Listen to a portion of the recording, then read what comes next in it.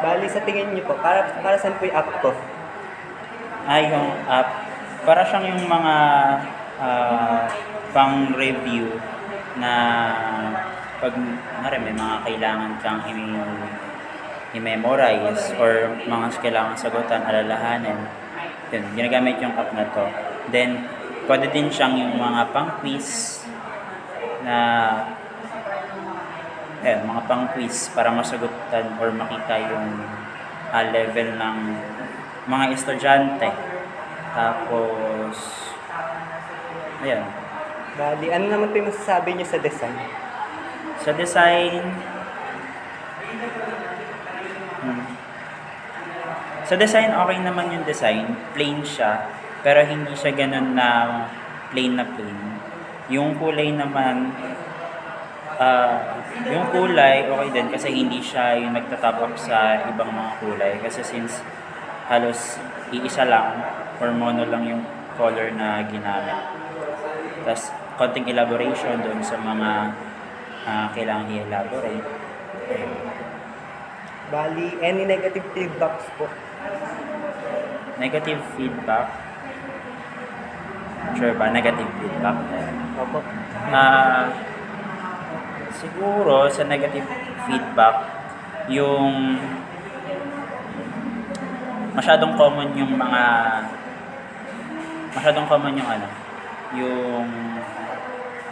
yung game modes na nakalagay. Parang masyado na siyang redundant sa katulad sa ibang app kasi parang wala naman ng pinagkaiba. Then, yung pwede mong i-edit yung mga yung mga topics na yan. Tapos, ano pa ba yan? Bukod doon, wala naman.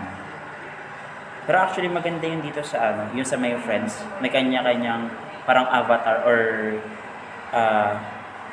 yung DP. May iba't iba siya. So maganda siya pang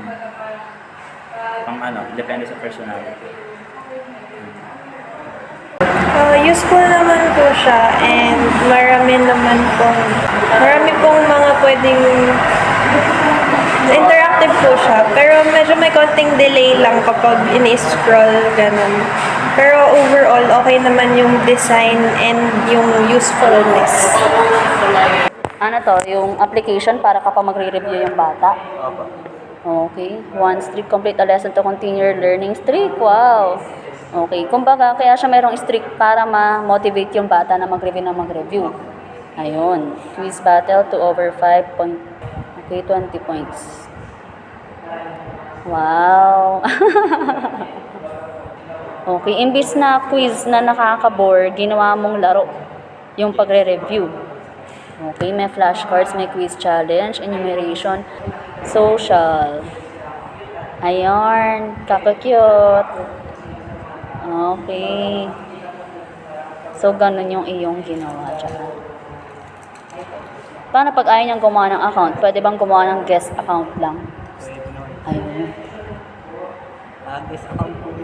Ito, guest account. Kumbaga, mayroon kang badge or anything na reward. Kapag nakalima ka, nakasampu ka na streak. Yun lang. Ay, sa achievements. Oo, sa achievements. Yun lang.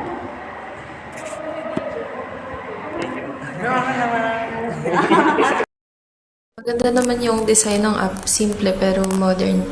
Tapos madali siyang i-navigate kasi maayos naman yung pagkaka-layout dun sa mga tools, ganon.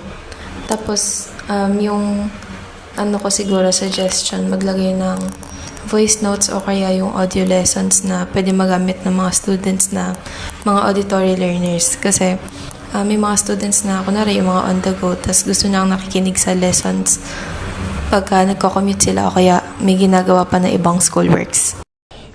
For now, it's good. But I can see the potential na magiging maganda siya, especially dun sa mga functions na kaya niyang ibigay. For me, mas mare-recommend ko lang is yung parang dun sa animations, parang make it more smoother or faster para mas para mas convenient gamitin. Like, for example, yung animations, parang may chance siya magkaroon ng lags if lalo na kung mabagal yung internet. Then, yun lang. Yung color ng app is parang eye-pleasing naman. Then, yun lang.